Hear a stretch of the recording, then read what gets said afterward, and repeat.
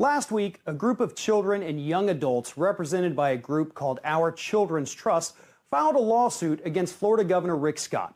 The lawsuit claims that the governor's inaction on the issue of climate change has left huge areas of the state, including some of the most heavily populated areas, vulnerable to rising sea levels that are already threatening areas like Miami and Key West. This lawsuit represents the latest round of litigation aimed at forcing politicians from the state to the federal level to finally take action on the issue of climate change. And a good portion of these lawsuits are being brought on behalf of the youngest generation of American citizens. Our Children's Trust is also representing young Americans in lawsuits in the western part of the United States, in areas where the rising sea level will present a massive challenge to survival for this upcoming generation. But it isn't just coastal areas that are joining the legal fight against climate change. Inland states are also feeling the effects of endless fossil fuel emissions, and they too have decided to take some of the largest polluters in this country to court. From Colorado to Florida, Oregon to New York, and everywhere in between, climate change is a threat to our very existence. Science has told us this, the internal documents uncovered from oil companies have told us this, and the majority of people in this country, regardless of party affiliation, all agree on this.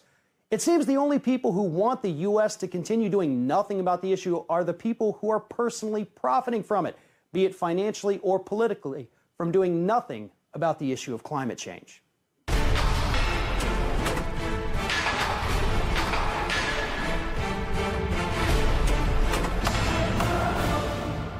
Joining me now to discuss this issue is Holland Cooke, host of The Big Picture, right here on RT America. So, Holland, let's start with the state of Florida here. What can you tell us about the lawsuits against our governor, Rick Scott? Well, I think it's dramatic that teenagers are doing this, particularly on the heels of this Parkland shooting thing, where the kids have carried the message forward as dramatically as they have. And somebody's got to. If the grown-ups can't fix this, the kids are going to have to, because it's their future we're dealing with. And you hit a nerve when you talk about the coastal areas, because you've tracked me down where I live in Rhode Island, the Ocean State, which is also home to the USA's first offshore wind farm. We take this coastal area stuff very seriously here, and lest any of your viewers think that this is alarmist rhetoric from tree huggers, I refer you to the Wall Street Journal, no lefty rag, and the headline says the rising seas are reshaping the Miami home market. So a few areas are going to be impacted less than where you are in Florida. You know, these suits being filed in the state of Colorado, these are slightly different, both a different argument, a different group bringing the suits. So what can you tell us about, the issues in Colorado? They're not dealing with, rising sea level. So what is their grievance here against these oil companies and politicians? Yeah, there's two wrinkles to the Colorado story that are different than Florida, and I've been following this fascinated because of what you said. It's not coastal, it's a mile high, but climate change affects them too. Ecosystems, agriculture, certainly tourism, the ski industry is huge in Colorado. And in the next few decades, it's been estimated, from what I've read, that the economic impact could be like $100 million or so. And the other difference between the Florida action and the suits in Colorado is, in Colorado, it's communities, municipalities, filing suits against the fossil fuel companies about the impact of climate change. City and County of Boulder, County of San Miguel are proceeding against ExxonMobil and Suncor. So this is the first limited liability suit that has been filed about climates that is not a coastal area. So these are both fascinating developments to watch. Earlier this week, I saw that Fox News tweeted out a story talking about the fact that, if we allow these lawsuits to go through, it's going to be damaging for the oil companies. But recently, documents were released showing that the Shell oil company knew about the dangers of climate change as well as their role in it since at least the 1980s, which is actually similar to the documents from a few years ago that showed that Exxon was also well aware of the threat of climate change long before the public understood the risk. So do you think that these new documents that we've got could help the courts force these companies to pay up for the damage they've caused. Hey, let's hope so. Remember the suits from the cigarette companies said, we don't cause cancer. What do you expect to hear from the oil companies? And don't go throwing any dinners for them, because they are taking plenty of money from Uncle Sam. What they should be investing in instead of oil is energy. This is the fastest growing sector in our entire employment landscape, renewable energy. And there's a lot to be done there, rather than leaving our sustenance to the whim of geopolitics and weather and all the market manipulation that the oil companies themselves are suffering. So I think it's a wall of noise, and that these lawsuits, particularly because they are being brought by children, do have a hope of attracting attention.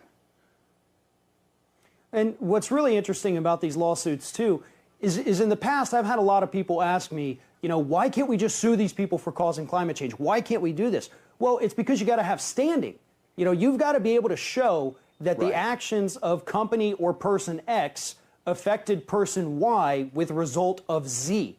But these children, because the science has evolved so much in the last few years, they're able to do that. They're the ones who are going to be affected the most by this, and they absolutely do have standing.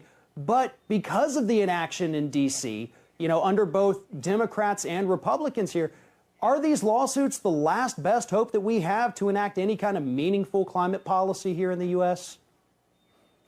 Hope not last best, but you put your finger on something when you talk about the students. As we've seen after the Parkland shootings, they attract coverage, and we've got a message that has to come out. So I think that is fundamental to the effectiveness of this effort, is that we're finally listening to reason. When you talk about the children here, a lot of these lawsuits are being brought by children. Our Children's Trust is representing them. We're seeing the same group take the lead on the issue of gun control, as you pointed out. So seeing how energized and mobilized this young generation has become, should we be hopeful about the future? I mean, is there going to be real change on any issue here in this country anytime soon because of what these children are doing now? Yes, soon, for fairly undramatic reasons. As a consultant, I've learned to use the word demographics carefully, because people start yawning. But all these kids are now turning voting age.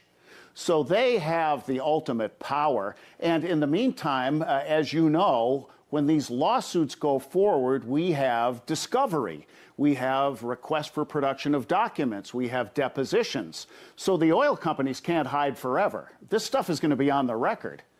And it's really great, too, that, on the environmental issue, on the gun control issue, it's not just going out there and saying, all right, we're going to sue this group, or we're going to have one march. These groups, and on several other issues, have become active. They've stayed active, and they're not going away. They're not letting go of these fights, because they understand on every one of these issues that they're fighting for, whether it's, an increase in the minimum wage, environmental protection, gun control, these are issues that affect them for the rest of their lives. I mean, they can't let this go, because this is their future. They're trying to build a better country than what we're handing to them as a new generation of voters. And, you really can't talk, though, about environmental policy today without bringing up the EPA Administrator, Scott Pruitt. Last week, we had more than 100 members of Congress come out and call on Scott Pruitt to resign, but not one single Republican actually joined in those calls for him to resign last week. What's your thoughts on this entire Scott Pruitt thing? I mean, this is getting to the level of just being absurd at this point. A sword of Damocles, and Trump plays this like a Stradivarius. When it's handy for him to divert attention, he's already got something on Ben Carson. When it's handy for him to divert attention again, he's already got something on Scott Pruitt. He nominates somebody to run the VA.